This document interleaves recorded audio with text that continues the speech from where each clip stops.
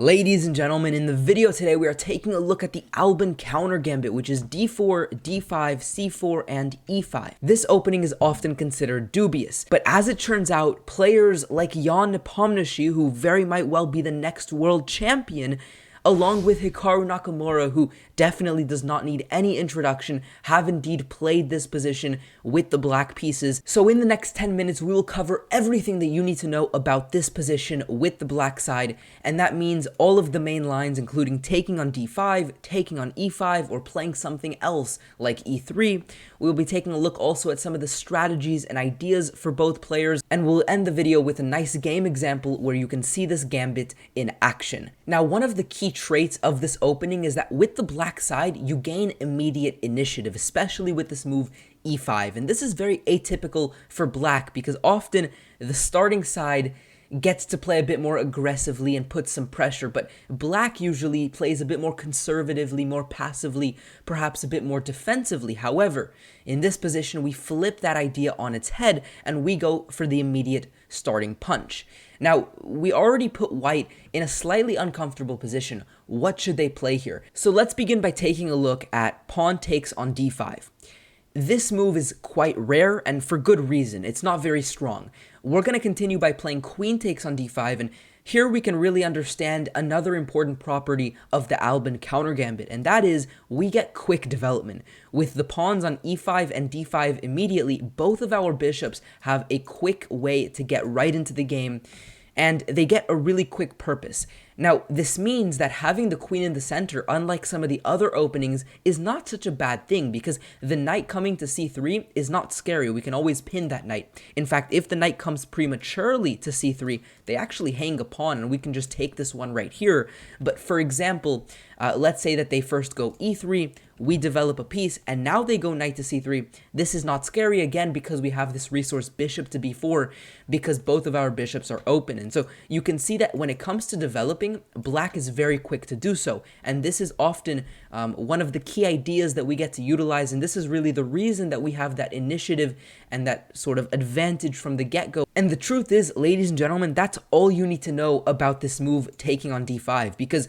after we play queen takes d5, white doesn't have any more options. If they go for, again, the immediate knight, they lose a pawn. If they play a bit slower by, developing their other knight or maybe going e3, fine. We can just continue developing. Whenever this knight comes here, we can go bishop to b4. We can pin the other knight with bishop g4. Then we can castle. Overall, this sort of position is very open in nature. It's one that is very natural and easy to navigate. It doesn't need much explanation. And for this reason, white very rarely plays into this. And at the top level, you never see these positions because black immediately gets a huge sigh of relief. They have their pieces opening up very quickly, very smoothly. It's a very positive position for black to be in.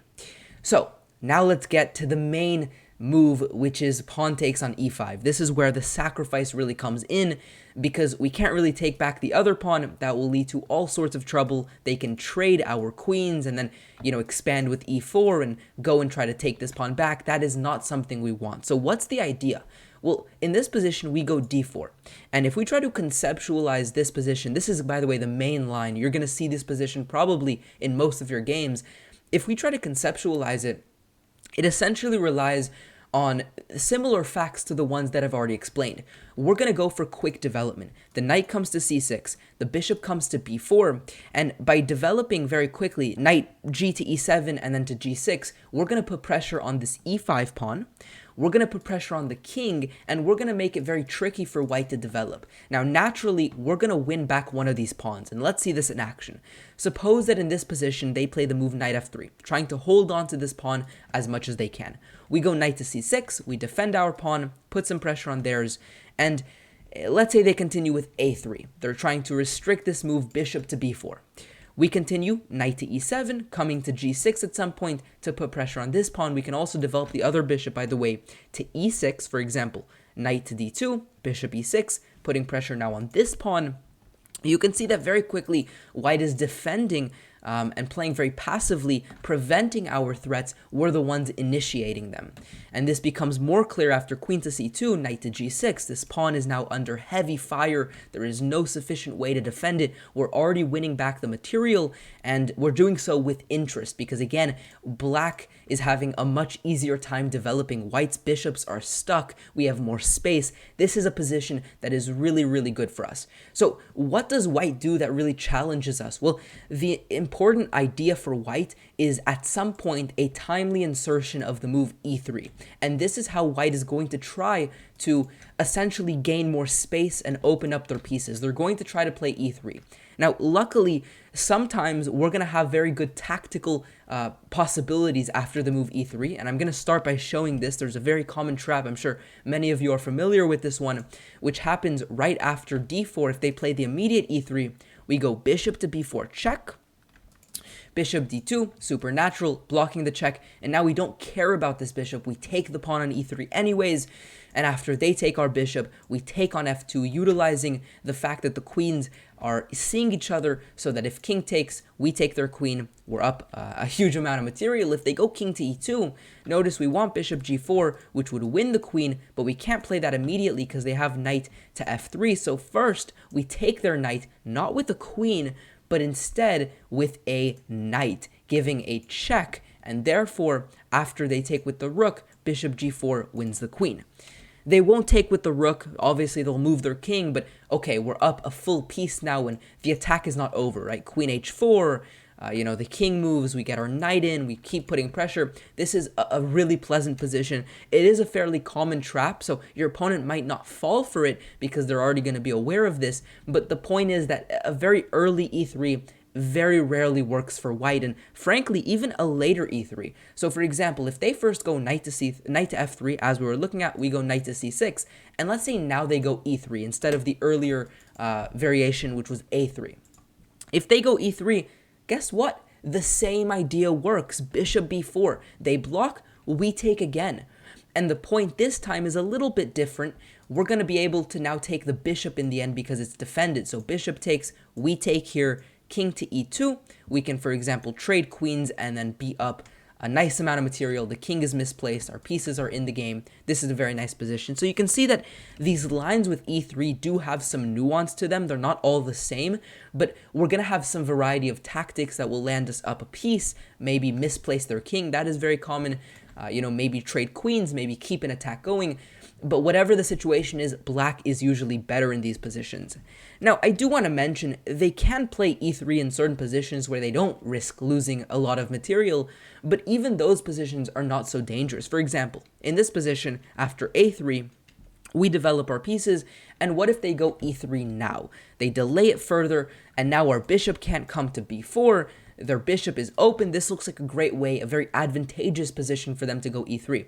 Well, even in the best possible moment of e3, we're still completely fine, because although we're not going to be winning now with this idea of bishop e4, we can still very calmly go bishop g4, develop our pieces, pin their knight, put more pressure, and, for example, this could develop, if they take the pawn, looks very natural. Guess what? Bishop takes f3, queen takes f3, and queen takes d4. And by doing this, we've transitioned the position into one which is much more open. We have pressure on this pawn, we have pressure on this pawn, so their bishop can't even develop. It's a very tricky position to navigate for white successfully. The engine shows that white can indeed survive here, but again, when we look at this from a human lens, it's very difficult to do so because we have far better development. Our pieces are out. We can castle, get our king safe, and put more pressure on the d-file. Black is, at least practically, much, much better. So, with all of that said, let's take a step back and look at the final option that white has, which is to really leave the tension in the center as is, and instead play a move like knight to f3, or let's show e3 instead. Now, these moves can really transpose. In some cases, knight to f3 is hit with e4, which could be annoying. So e3 is, I think, a much more natural move that you'll see. It's the second most popular at the top level. Now, to explain how to navigate this position, I'm going to go and show you a game by Lawrence Trent, an international master from England. And this game really beautifully shows you how you should go about navigating these positions. It's a very natural position to play because, again, we have space and development, so you can't really go wrong with that combination. You know, we can give this check, you can develop the knight to c6, the knight to f6, maybe e7 and then g6. As long as you're getting your pieces out with some level of, purpose, you're going to be doing fine. And we can take a look at this. You can see knight to f6, knight to c6, bishop e4, just developing, castling, getting the king safe, and expanding on d4. And I think this is also a nice game because it shows you the huge disparity in king safety. Because of that extra space and piece development, our king can castle quickly, while their king is often going to stay in the center for a longer time. And that means that if we can open up the position just as Lawrence does here, we're going to have a great time. And so you see knight takes d4, queen takes d4, rook to d8, putting pressure. The king can't castle, they hang the bishop. So adding as much pressure while the king is vulnerable in the center. So the queen comes to c1, bishop g4, bishop e3. And you can already see that, again, black is the one with the punches, putting pressure, navigating this position with a level of confidence, you can even say. I mean, white is the one that has to respond here. And again, that is not something that you often get to say as early as move 15 with the black side. And frankly, you could even say as early as move 10 or even 5. I mean, black is the one here, again, with the quick punches. Bishop c5, trading the pieces. The king still super unsafe. The queen is cutting. We have the other rook coming in. I mean, black is putting a ton of pressure very quickly. h5, a nice idea, maybe breaking up the pawns at some point and also just giving the king more breathing room. Now here, in the face of this attack, white makes the smart decision to trade queens, but guess what? Even in an endgame position, we have more pressure, more space, more initiative, so it's not always easy to play these endgames either. And although, black wasn't winning this entire game, they always played, again, with initiative, and that is something that is really important. Sometimes more important than the objective evaluation is who has more of an easy practical time, who is making the threats, and who needs to very carefully respond to them. And as you've definitely seen, black is always the one making the threats.